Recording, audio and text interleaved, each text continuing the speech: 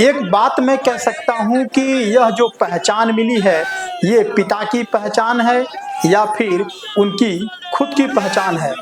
एक कविता भी, एक कहावत भी जो बुजुर्गों ने कहा है, बाढ़े पूत पिता के घर में, खेती उपजे अपने कर में। आप उनका नाम तो जानते होंगे, श्रीमान ओम प्रकाश राजभर जी। उत्तर प्रदेश में ही नहीं बल्कि पूरे भारत में चर्चित चेहरा है। उनके जो निंदक हैं वो कहते हैं कि ये दल बदलने में बहुत आगे हैं, जुमलेबाजी करने में बहुत आगे हैं। तो तमाम लोग तमाम प्रकार से उनके बारे में परिचय बता रहे हैं, लेकिन यह कहना गलत नहीं है कि राजा का बेटा ही राजा बनता है। जबकि डॉक्टर भीमराव अंबेडकर जी ने, बाबा साहब ने यह कहा कि लोकतंत्र का देश है, जो जनता जिसको चुनेगी वही राजा बनेगा। तो आप ही बताइए दर्शक लोग, आप लोग बताइए कि यह जो रैली देख रहे हैं श्रीमान ओम प्रकाश के बदौलत है या डॉक्टर अरविंद राजभर जी के बदौलत है। अगर यह भीड़ ओम प्रकाश राजभर जी की बदौलत है तो पिता के कर्म का, पिता के फल का, पिता का मेहनत का जो परिणाम है वह बच्चे के पास आ रहा है। जबकि लोकतंत्र में ऐसा नहीं है। लोकतंत्र में ये होता है जो उस योग्य होगा, जो मेहनती होगा, राजा वही बनेगा, नेतृत्व वही करेगा। तो एक राजा का बेटा राजा बनने जा रहा है, ये मैं नहीं कह रहा, ये आम जनता मैसेज में, कमेंट में लिखती है, ये आम जनता की बात है। और कह लिया जाए, आप वीडियो में देख रहे होंगे कि बहुत सारे फॉर्च्यूनर गाड़ियां हजारों की संख्या में है, यानी चुनाव में लाखों करोड़ों की खर्च हो रही है। एक आम आदमी इतना खर्च कर सकता है?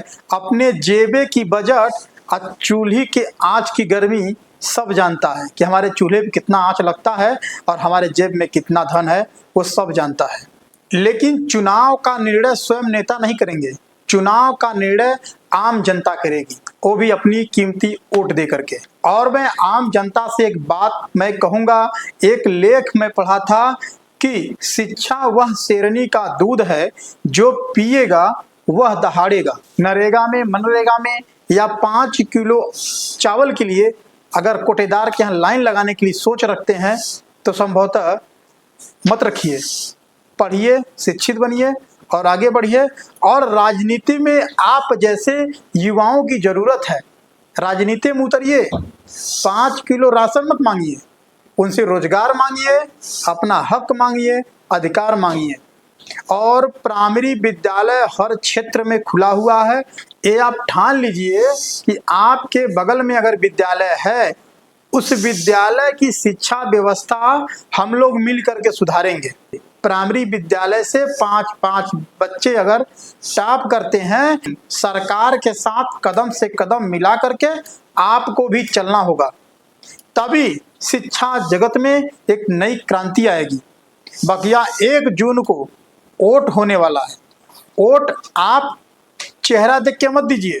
आप समाज में देखते होंगे, एक आदमी जब इलेक्शन में खड़ा होता है तो बगल में फाइनेंसर भी आ जाता है कि भैया आप इलेक्शन लड़ो, मैं करोड़ों रुपया तुम्हारे पीछे लगाऊंगा, जब तुम जीतोगे तो ठेका टेंडर वो हमको देना।